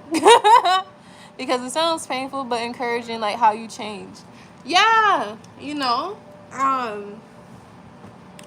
not gonna lie to you, never thought I would share my stories with y'all. For real, for real. I always trying to keep it real cute on the beauty self-care thing, but like, I'm not gonna lie, that shit's most like, that is my story, to be real with you. It's just like a lot of trying to find myself, and like I told y'all before, like, I don't want to trauma bond with folks. So like, you know, I have this channel now for like over 6 months now, right? And I genuinely just wanted to connect off of like skincare and stuff like that. But I'm a talker, and I feel like at some point I was gonna have to share things, otherwise it's not gonna feel like an authentic channel. You know what I mean?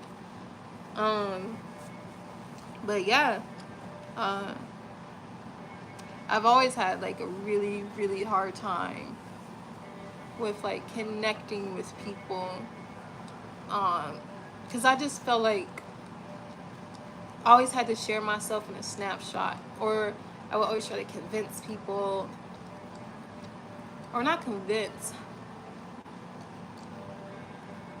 but like people always try to say like, Cece, you're so sensitive, or like you're just so emotional, or like, why are you always so, you're like, you a crybaby, or you whine all the time.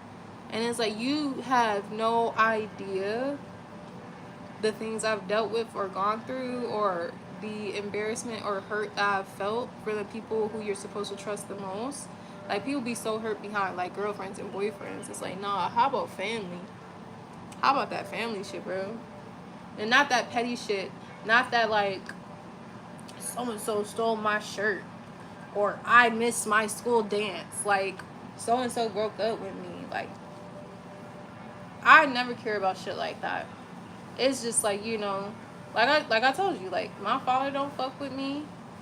My sisters didn't trust my leadership, but who would? Because I was a drug head at that time. You know, my brother didn't like me. Me and him finally got into a place where we could like be around each other. But like, my brother used to embarrass me. Like, I felt like he hated me. Like, I remember one time where I really just wanted to hang out with my brother, because like, my brother was like my first friend, right? My very first friend. But he was like my brother. I remember we used to like make paper airplanes together and stuff like that. And then one day he didn't like me no more. And I remember I seen him in the middle of the street in the neighborhood. And I'm not at the age, I haven't even hit puberty yet. So like, him hanging out with a bunch of boys was not like something where I'm like, ooh, I'm gonna go see them. Like, I'm like, ooh, my brother, I wanna play. You playing basketball? I wanna play basketball. And all of a sudden, I remember my brother, he was standing in a group of boys. He's probably like 13, 14 at the time. So I'm like 9 at the time. My brother took a whole 2-liter Sprite, brand new, opened it and dumped it all over my head in front of his friends. I thought it was so funny. And I remember I was so embarrassed and hurt and scared of my brother all at the same time, because I was like, he really doesn't like me. And then I think my mom was so busy at the time, I ran home crying to my mom. He didn't even get in trouble. And she's like, well, what did you do? Because I was her only son. I was just so over it. I was just like, don't nobody like me. My daddy don't like me. My brother hates me. Like, I was just always so hurt. Always so hurt. Air hugs for you, Cece. And you're doing amazing. And I'm sorry you had to go through all this. I admire how strong you are now. And know we love you. We're always here for you guys. I really appreciate y'all. I really do. I really, really do. You guys are super, super dope. Being consistently here. Being always kind and supportive. And like protecting my peace. Meaning like how you guys keep the comments clean and clear. Like, I love that you guys understand the mission here. And like are with it and support it. And like, you know, you are the best person in 2024. Joshua, stop! And Joshua, have you been the one who's been reposting me? I think I've seen it today for the first time. I actually turned my notifications on. Thank you for reposting me. I think that's so dope. I think that's amazing. Hold on. My bad. I'm back. You guys, I did 400 days of Japanese and I lost my streak. I didn't lose my streak, but I have no more streak freezes. I'm out of streak freezes. So I actually will have to do my Duolingo shortly. Otherwise, they charge me $5 every time I have to get it back. Oh, and I've been going to the gym. Shorty looking thin. So proud. So proud. I love you guys. Thank you guys. You guys are so awesome. Can I get a sub count? What's the sub count looking like? Because when I tell you the sub count has been frozen at 29 for like a week, and it's honestly scary. I'm like, what are we doing? What is happening? What is wrong?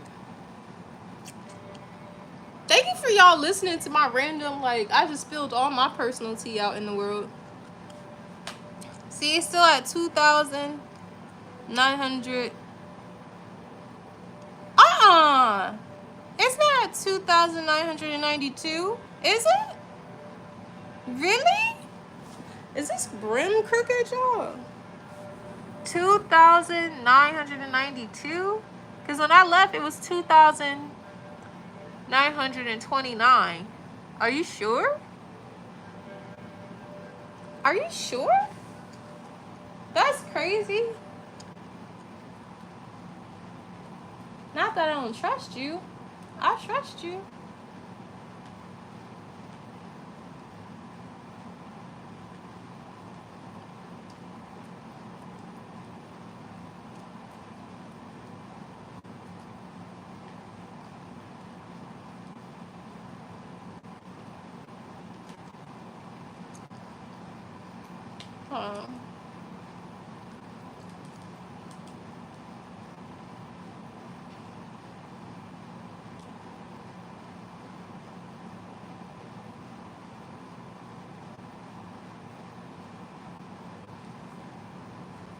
I loved your tea because we can so...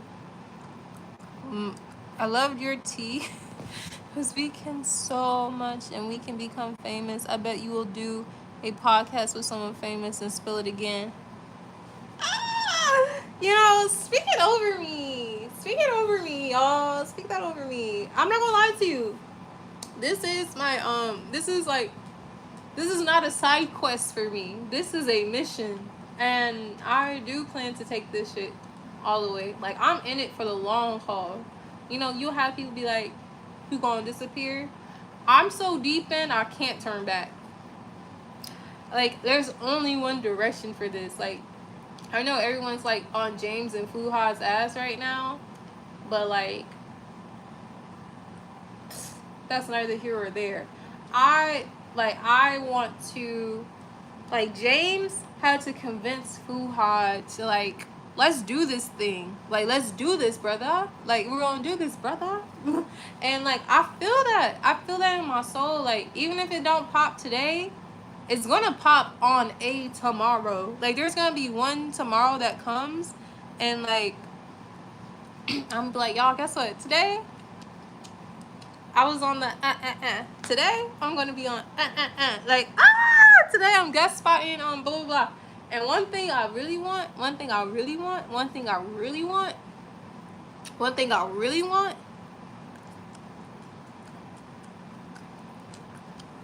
want to do something with Vogue. Like, that's something I really want to do. And I'm going to speak that into existence, y'all. Like, I really want to do something with Vogue. I want to do something with Vogue. I want to do something with, like, Poor Minds. I want to do something with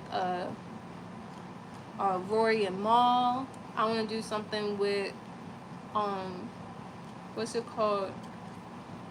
Bretman Rock. I want to do stuff with I have a whole list of all the people who I actually want to, like, share opportunities with. Like, I actually have a whole list. of like where I plan to be and where I plan to go and like who I plan to sit with. And like Kimberly, I really want to take Kimberly with me all around the world on some like for vibes. Like I want to retire my mother. I want to you know, I want to give Kimberly a job of just being a friend. I just want to pay her. I just want to pay her to exist and have fun and just do the things like for her son, because Kimberly, she's a mom and she has a son and she has a similar setup. It's a family of two. You know, she is beloved. Many support her. Many love her. But like I just want to like hold her hand and go see and like just walk through the world together with her and like go find our husbands and like raise our kids. You know, I think that'd be so fun. Kimberly loves heart shades are pretty, aren't they? She's so awesome. Keep being great, and God love you. Absolutely, I shall. Won't stop. You guys keep being great too. I want to get on Cameo celebrity site and let me know I got connections. If you want to get on a Cameo celebrity site, let me know I got connections. Hey, make it happen. Let me know, Denzel. Tell me what you need from me. I'm trying to, like, I really want my channel to thrive, y'all. Like, I don't want this just to be, like, a hobby. Like, this is something I want to be a career. I want to say, like, I'm a full-time YouTuber. And the fact that we are now actually making money off this channel is sick. Like, I'm super stoked about the fact that, like, okay, they should have never gave this bitch $1 because I'm never stopping now. What? I'm never stopping now. Why would I ever stop? Why would I ever stop? Because I'm not. I'm going to keep going. I'm going to keep going till I can't no more. And then some more. And then also too, I'm not just doing this challenge just for me. I'm doing it for Nani, because ever since Nani was little, I always tell myself I never want to tell her that we can't. Like, maybe not today, but I will never say we can't. So when she told me, she always said, this is before she changed, but she's like, I want to meet JoJo Siwa because she loved watching JoJo Siwa dance before, you know. And she's like, I want to see JoJo Siwa, I want to see ZZ Kids, I want to meet Ryan. Like, she wants to meet all these kids, and like she wants to do video collaborations with them. And I never wanted to tell her that she couldn't, you know. I was like, mommy's gonna make it happen. I gotta work on a couple things, but I'll make something shake for you, baby, you know. And the fact that I want to be able to be like, even if it's not the year that she thought it would happen, like, I want her to know, like, oh, my mama meant that. Oh, I meant that, baby. When you told me you wanted to meet these folks, you said you want to go on a play date with Callie. Okay, mommy gonna do her YouTube thing so I can get you around all these little YouTube families. And I'm not gonna make a YouTube family channel just yet because like she's 6. And like I know she really wants to, but something in my spirit's just saying like not yet. Let's just wait until she's just a little bit older. Just a little bit older. I know this is peak time for kids to make a kid channel, but until we can do it the right way, where we're not like having you like showcase yourself, I want you to showcase activities in an appropriate manner. I just think we need a better home setup for that and stuff like that, and then she can do that. But she literally came to me, she's like, I want a channel, I want to make my own subscribers, I want to do it. And I was like, I got you, girl, I got you, you know. So like I just want to make this really shake, not just for myself but for my baby too, you know, and give my family a different opportunity to see life in a different way, where we're not having to, like, you know, go through the regular channels to enjoy life. I have a channel. I haven't put anyone there because I don't know how. What do you mean by that? K-Cell, I don't have a channel because I deleted all myself. All I have is Christian playlists. Ooh, fire! Okay, Sam, we're gonna have to come to your channel for the playlist. We're gonna have to come over there for the playlist. Yes, let's figure this out, you guys. Let's figure this out together. It's 12:30 in the morning. What are we doing, y'all? Why are we up so late? Hold on. Oh, this is sick. I don't know what is happening. I really don't know what's happening with my YouTube channel right now. But like, when I tell you my channel will not go past 2,930 for some reason, And I've been streaming all week long, and it does not go past that point. And I don't know if it's a me thing, an algorithm thing. I'm still getting likes. You know, we getting gifted. We getting people to sign up for memberships. And for some reason, it's still like staying in this place of like, yeah, no, you stay here. But it is what it is. At some point, we'll break it. We're going to push through. Just keep streaming per usual. And then one day, it's going to shift. But anyways, thank you guys for hanging out with me. I really appreciate you guys spending time with me. Thank you. I really appreciate each and every one of you for like showing up, showing out. Thank you again, Denzel, for gifting all the mods a membership. I'm so grateful. And like, you know, hope everyone has a beautiful night. Gratitude, attitude. Don't let nobody stress you. Remember, Jesus loves you and all the things, okay? I love you. Bye-bye. Mwah! Like, comment, share, subscribe. My name's Cimonealise. You can call me Cece. I stream daily on beauty, self-care, and more. Teach you how to love and pamper yourself from home from a licensed esthetician, massage therapist point of view. That is me. 10 years plus experience, actively in the industry. I want to show you how to love yourself from home in a healthy, beautiful way, and to have you have peaceful people a part of your life. Come subscribe. Enjoy this peaceful place with peaceful people where we just discuss peaceful things. No gossip, no drama, no politics, none of that. Very much just us thriving and like wanting to grow together and learn each other and just, you know, all the things. Okay? Good night, you guys. I love you. Bye-bye. Mwah. Okay? Bye-bye.